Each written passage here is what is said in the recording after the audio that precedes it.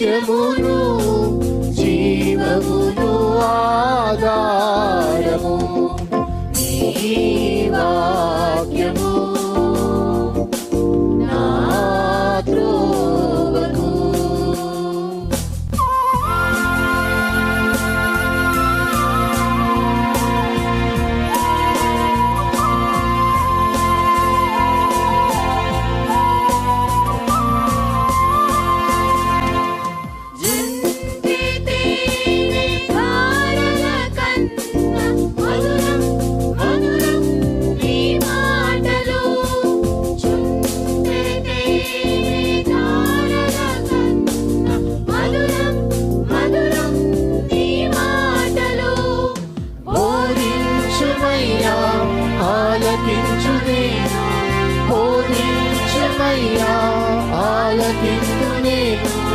అనుసరింతునయ్యా ఆత్మశక్తితో, అనుసరింతునయ్యా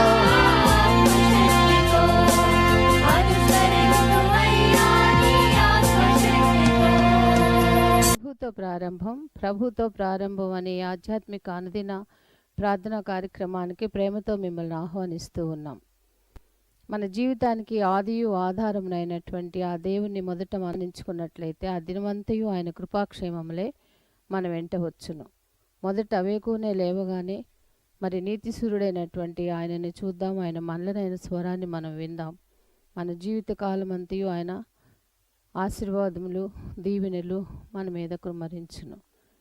యెషయి 65:24 మనం చూసినట్లయితే వారికి ఈలాగున జరుగును, వారు వేడుకొనుక మునుపు నేను ఉత్తరం ఇచ్చేదను, వారి మనవి చేయుచుండగా నేను ఆలకించెదను. మనవి చేయుచుండగానే ఆయన మన మనవిని ఆలకిస్తున్నాడు. కాబట్టి మరి ప్రతి దినము కూడా ఈ యొక్క అనుదిన ఆధ్యాత్మిక కార్యక్రమంలో మనం పాల్గొన్నట్లయితే మన జీవిత కాలం అంతయు కూడా ఆయన మేలులను మనం పొందుకోగలము. ఆ నిత్యరాజ్యంలో వారసులుగా మనము జీవించగలం. రండి, ప్రభుతో ప్రారంభ కార్యక్రమంలో పాల్గొనండి, ఆత్మీయ మేలులు పొందండి.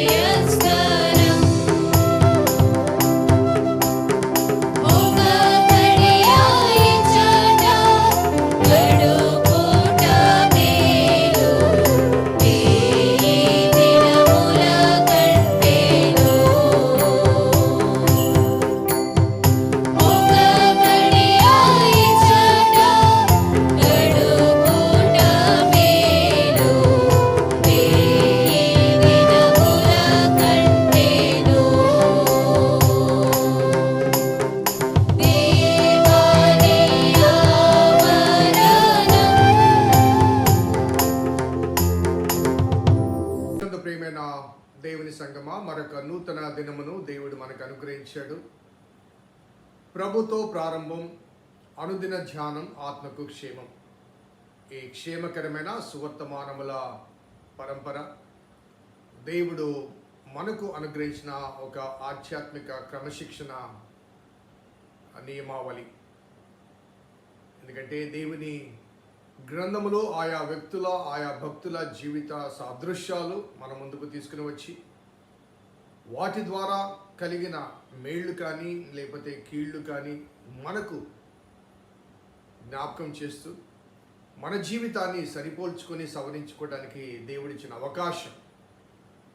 కాబట్టి ఈ క్రమానుసారమైన బైబిల్ ధ్యానమాలికలో ఆశతో ఆసక్తితో పాల్గొంటున్న మీకందరికీ ప్రభు నామమున శుభము తెలియజేస్తూ రండి అందరం కలిసి మరి ప్రార్థనాపూర్వకంగా ఈ కార్యక్రమాన్ని మరి ప్రారంభిద్దాం, ప్రార్థన చేద్దాం.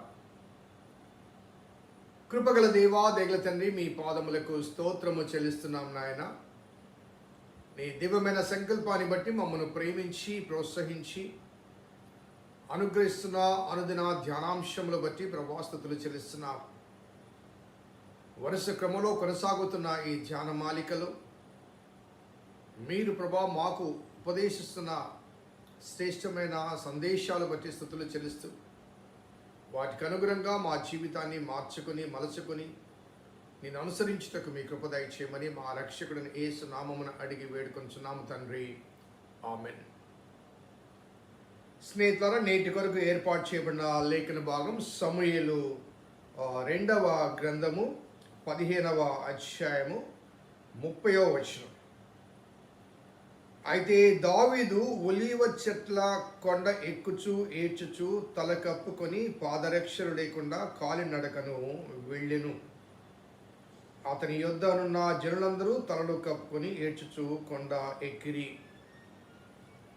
మరి దావీదు చేసిన ఒక అపరాధ క్రియ నేపథ్యంలో మరి దేవుడు అనుగ్రహించిన ఈ శిక్ష తాను అనుభవిస్తున్న నేపథ్యంలో తన కుమారులు అనగా నీ ఇంటి వారికి సదాకాలం యుద్ధం కలగ చేస్తానని చెప్పిన రీతిగా మరి అమ్నోను తామారు విషయం, మరి అబ్షాలోము చంపడం, మరి అంతటితో ఆగకుండా అదే అబ్షాలోము దావీదు మీదకి తిరుగుబాటు చేయడం, మరి కుట్రపూరితంగా దావీదు సింహాసనాన్ని ఆక్రమించుకోవడానికి చేసిన ప్రయత్నాలు.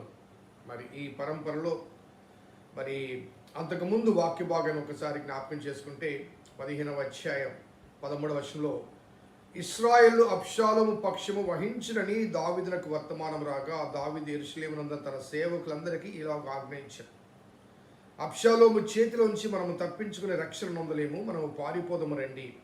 అతడు హఠాత్తుగా వచ్చి మనను పట్టుకొనకయు మనకు కీడు చేయకయు పట్టణమును కత్తివాత హతము చేయకయు ఉండినట్లు మనము త్వరగా వెళ్ళిపోదము రండి అంటూ మరి దావీదు పలికిన పలుకులు జ్ఞాపకం చేసుకుంటే మరి తన ఇంటి వారి మీదనే తనకు అపాయము రావడం, తన ఇంటి వారికి సదాకాలం యుద్ధం కలగడం, ఇవన్నీ కూడా దావీదు పశ్చాత్తాపానికి ముందుగా దేవుడు ప్రవక్త ద్వారా తెలియచేసిన అంశం. సో దేవుని మాట నెరవేర్చబడుతుంది. అలాగే అబ్షాలోము ఎప్పుడైతే తిరుగుబాటు చేసి కుట్రపూరితంగా తన ప్రజలందరినీ కూడా తన వైపుకు మలచుకొని రాజు పరిపాలన చేసే పరిస్థితిలో లేడు, మీకు న్యాయం తీర్చలేడు, ఆ రాజుకు బదులుగా నేనుంటే బాగుంటుంది కదా అని ప్రజలను ఒప్పించి మరి రాజు మీదికి తిరుగుబాటు చేసినప్పుడు మరి దావీదు పలుకుతున్న మాట, అబ్షాలోము చేతిలోంచి మనం తప్పించుకోలేము, లెట్ us ఫ్లీ, పారిపోదాము రండి. చాలా ఆశ్చర్యం కలిగిస్తుంది. దావీదు లాంటి మహావీరుడు ఆ రీతిగా పలకడం, పారిపోదాము రండి, మళ్ళీ రక్షించేవారు లేరు అనే ఆ భావన, ఆ మాటలు మాట్లాడు. ఇక్కడ 2 విషయాలు మనం జ్ఞాపకం చేసుకోవాలి. అదేంటంటే అబ్షాలోము చేతిలోంచి మనం రక్షించేవారు లేరు అనే ఈ మాట చెప్పడానికి గల కారణం, అబ్షాలోములోంచి చేతిలోంచి దేవుడు రక్షించలేడా?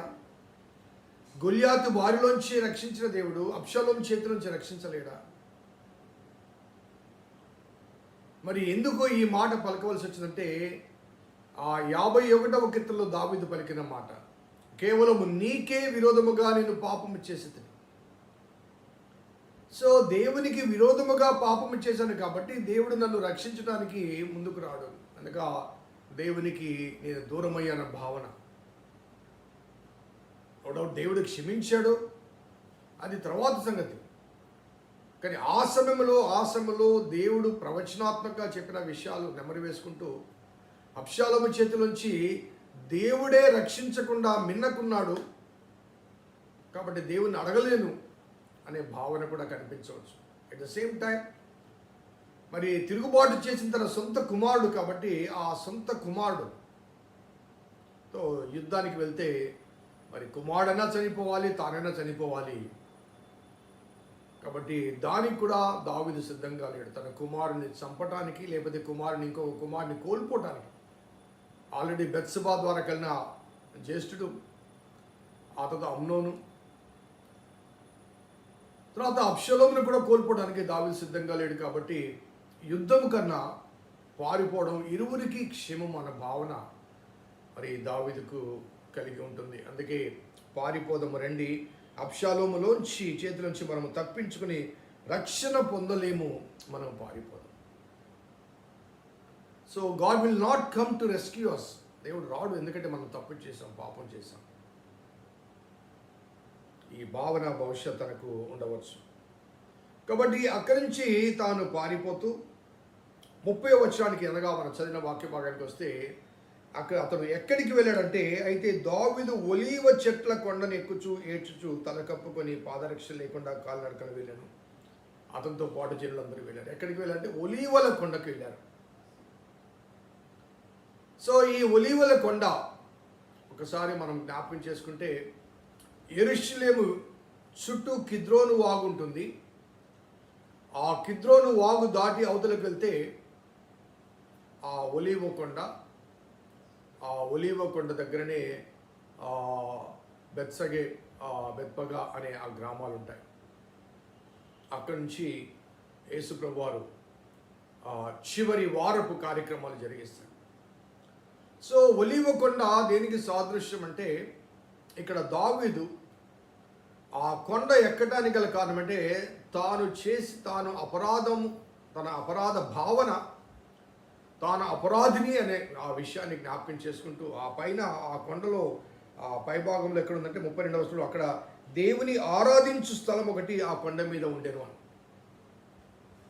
బహుశా దేవుని పాదాలు పట్టుకొని ప్రార్థించడానికి, విలపించడానికి, ఆశ్రయం పొందటానికి ఒలీవ కొండ ఎక్కడేమో.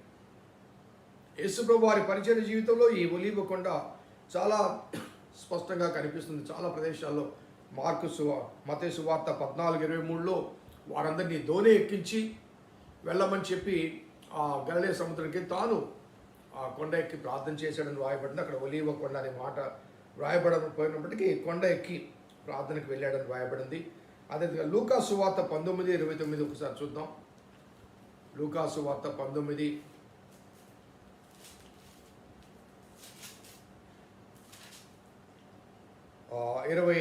వచనం. ఆయన ఒలీవల కొండ దగ్గర బేత్పగే బేతనియా అను గ్రామముల సమీపించినప్పుడు శిష్యులిద్దరిని పిలిచి, మీరు ఎదురుగా ఉన్న గ్రామానికి వెళ్ళి అందులో మీరు ప్రవేశించగానే కట్టబడి ఉన్న గాడిద, అనగా ఆ జయప్రవేశ సమయంలో ఈ ఒలీవ కొండ దగ్గర ఉన్న ఆ గ్రామముల నుంచి మరి 2 గాడిదలను తెప్పించుకుంటాడు. అదే రీతిగా మరి ఆ ఒలీవల కొండ దగ్గర ఉన్నటువంటి గెత్సెమనే వనములో యేసుప్రభు వారు చేసిన ప్రార్థన చాలా ప్రాముఖ్యమైన ప్రార్థన. ఒకవేళ ఈ 2 సంఘటనలు మనం జ్ఞాపకం చేసుకుంటే, ఒకవేళ కంపేర్ చేసుకుంటే, ఈ ఒలీవల కొండ దావీదు హృదయ భారముతో, పాప భారముతో ఆ కొండ ఎక్కుతున్నాడు. పాప భారముతో, పాపపు భయంకరత్వంతో, పాపం ద్వారా కలిగే ఆ శిక్షను ఆయన భరిస్తూ, లేకపోతే ఆ శిక్ష తన కళ్ళ ఎదుట ఉండగా అబ్షలోము తనను శిక్షించడానికి నిరీక్షిస్తుండగా ఆ పాపపు యొక్క ఆ భారముతో ఆ శిక్షను తప్పించుకోవడానికి దావీదు ఆ కొండ ఎక్కాడు, ఒలీవల కొండ.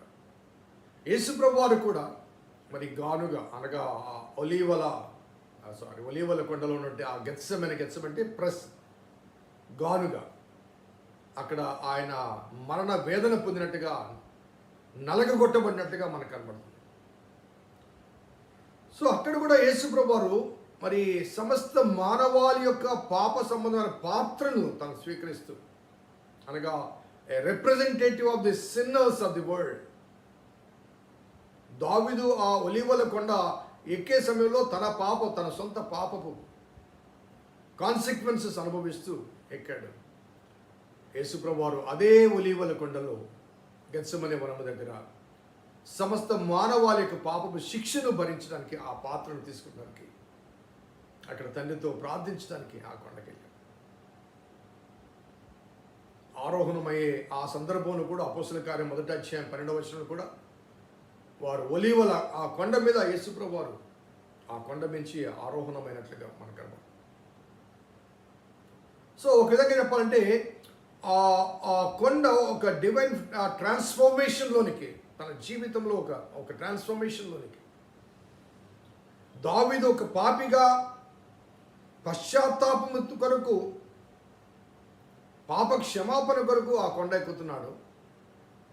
యేసుప్రభు వారు అదే కొండ దగ్గర ప్రార్థన చేయడానికి, పశ్చాత్తాపం కొరకు కాకుండా ప్రాయశ్చిత్తం కొరకు ఆ కొండ మీద ఎక్కాడు. దావీదు పశ్చాత్తాపంతో కొండ ఎక్కాడు, యేసయ్య ప్రాయశ్చిత్తం కొరకు కొండ ఎక్కాడు. Beautiful coincident. ఒక విధంగా చెప్పాలంటే దావీదు వంశములోంచి, దావీదు గోత్రములోంచి జన్మించిన లోకరక్షకుడు అదే ఒలీవల కొండ, అదే ప్రదేశం నుంచి సమస్త మానవాళి సంబంధమైన పాప పాత్రను, ఆ పాత్ర యొక్క భయంకరత్వాన్ని తన మాటల్లోనే వివరిస్తూ, తండ్రి సాధ్యమైతే ఈ పాత్ర అయినా నా చిత్తం కాదు నీ చిత్తమే, నీ చిత్తం నెరవేర్చడానికే నేను వచ్చాను, నీ చిత్తమే నెరవేర్చబడాలి.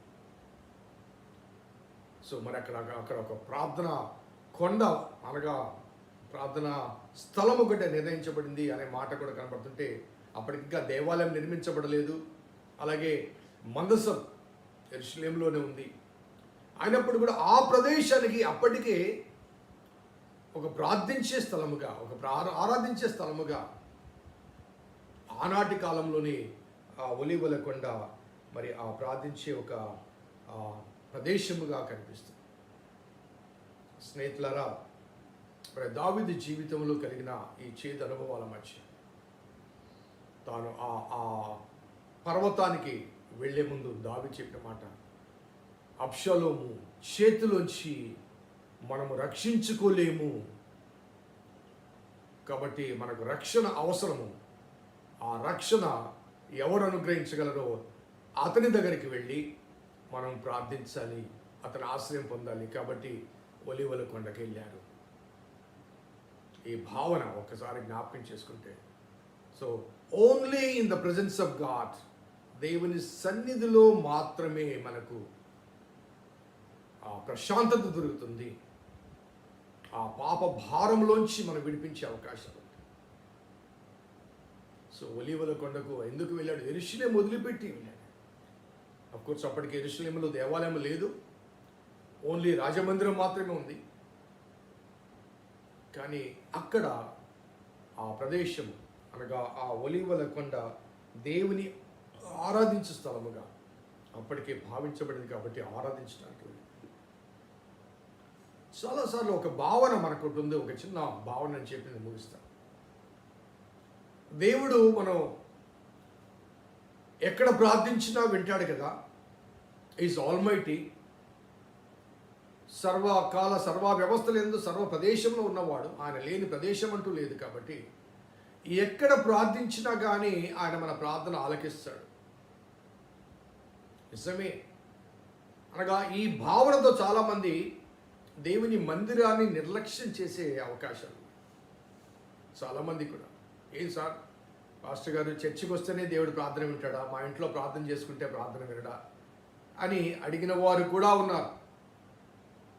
అడిగినవాడు అనగా కోవిడ్ అయిపోయిన తర్వాత, అయ్యా కోవిడ్ అయిపోయింది కదా రండి ఆలయానికి రండి అంటే ఇలా మాట్లాడిన వారు కూడా ఉన్నారు. ఒక విషయం చెప్తాను. సో దేవుడు ప్రతి ప్రదేశంలో ఉంటాడు. ఎక్కడ మనం ప్రార్థించినా దేవుడు ప్రార్థన వింటాడు. కానీ ఆ ప్రార్థించడానికి అనుకూలమైన ప్రదేశము మన వైపు నుంచి ఆలోచిస్తే దేవుని ఆలయం మాత్రమే. ఎందుకంటే అక్కడ ఏకాంతత దొరుకుతుంది. దేవుని సన్నిధి మనకు అక్కడ స్పష్టంగా కనిపిస్తుంది. అక్కడ దేవుడితో నీవు ఏకాంత సంభాషణ చేస్తున్న భావన కలుగుతుంది. ద ప్రెషియస్ ఎన్విరాన్మెంట్ నీవు నీ ఇంట్లో కానీ, నీ వంటగదిలో కానీ, లేకపోతే నీ పడక గదిలో కానీ, లేకపోతే నీ ఉన్న ప్రదేశంలో కానీ ఆ ఎన్విరాన్మెంట్ నీకు దొరకదు. If you want to have a one-to-one conversation, it's the only place, the house of God. So దావీదు కానీ, ఆ తర్వాత దావీదు గోత్రం నుంచి వచ్చిన యేసయ్య కానీ ఆ ఏకాంతంగా చాలాసార్లు ఆయన శిష్యులను పంపివేసి ఆయన కొండ ఎక్కాను. ఆ రాత్రంతా దేవునితో సంభాషిస్తుండెను, ప్రార్థిస్తుండెను. పగలంతా పరిచయం చేస్తూ రాత్రంతా కూడా ఆయన ఏకాంతంగా గడిపిన అనుభవాలు. ఆ ఏకాంతంలో కూడా కొండ మీద ఆ కొండ గురించి రాయబడ్డ మాట ఒలీవల కొండ. ఆ ఒలీవల కొండలో ఏదైతే ఆ గానుగలు ఆ ఆయిల్ ప్రెస్లో ఆ గింజలు ఏదైతే నలపబడి అందులోంచి ఆ రీతిగా విరిగి నలిగిన హృదయం దేవుడు కోరుతున్నాడు. విరిగి నలిగిన హృదయం గాడ్ డిమాండ్స్. సో అటువంటి పశ్చాత్తాపపూరిత ప్రార్థన మాత్రమే మనలో నూతన హృదయాన్ని, నూతన మనస్సును దేవుడు అనుగ్రహించాడు. మరి దావీదు పారిపోవటానికి గల కారణం, యుద్ధానికి వెళ్తే అబ్షాలోమును చంపాలి, లేకపోతే అబ్షాలోము చేతులు తాను చావాలి. వీటన్నిటికీ నుంచి పరిష్కారం ఏంటంటే దేవుడు. కాబట్టి దేవుడు ప్రస్తుత స్థితిలో నన్ను కాపాడడు. ఎందుకంటే దేవునికి వ్యతిరేకంగా నేను పాపం చేశాను కాబట్టి ప్రాయశ్చిత్తం జరిగించబడాలి, పరిహారం జరిగించబడాలి. కాబట్టి ఆ దేవుని పాదాలు పట్టుకోవాలి అంటూ ఒలీవల కొండకి ఎక్కాడు. మనము దేవుని మందిరానికి మనము ఎందుకు వెళ్తున్నాం ఒక్కసారి ఆలోచించండి. పాప సంబంధమైన జీవిత ప్రాధాన్యతల మధ్య కొనసాగుతుండగా ప్రభు పాదాలు పట్టుకొని ప్రభుతో ఏకాంతముగా సంభాషించే అనుభవం కొరకు దేవుని మందిరములు దేవుని ప్రసన్నతను ఆస్వాదిస్తూ ఆరాధించాలని కోరుకుంటూ ప్రార్థించేద్దాం. కృపగల దేవా, దయగల తండ్రి, మీ పాదములకు స్తోత్రము చెల్లిస్తున్నాం నాయన. నీ ఉచితమైన దయా సంకల్పాన్ని బట్టి మమ్మల్ని ప్రేమించి మీరు అనుగ్రహిస్తున్న ఈ దీవెనకరమైన మాటలు బట్టి స్తుతులు చెల్లిస్తూ ప్రభా, నీ మాటలు మా జీవితానికి ఆశీర్వాదకరం, ఆదర్శం, అనుసరణీయం కనుక ప్రార్థన చేస్తూ ఆ రీతిగా తండ్రి దావీదు జీవిత అనుభవాల నుంచి కొన్ని మాకు పాఠాలు నేర్పిస్తున్నందుకు స్తుతులు చెల్లిస్తూ వాటిని గురించి వాటిని విని ఆలకించి తద్వారా మా జీవితాన్ని మార్చుకోవడానికి, మలుచుకోవడానికి కృప దయచేయండి. మా రక్షకుడైన యేసు నామమున అడిగి వేడుకొంచున్నాం తండ్రి, ఆమేన్.